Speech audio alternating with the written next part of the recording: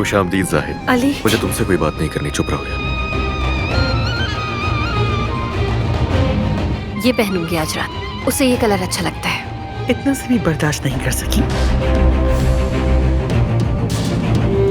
मुझे आज रात बहुत खूबसूरत लगना है अम्मी। आज अली की नजरें मुझसे नहीं हटेंगी, उसे फिर से मोहब्बत हो जाएगी। आप दोनों की शादी की सालगिरह है, मुबारक हो।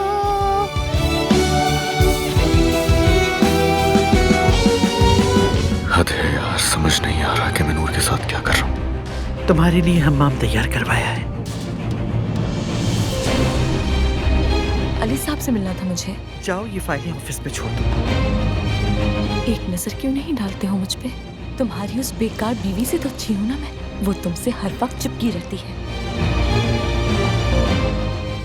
ऐसा नहीं हो सकता, बेगैरत।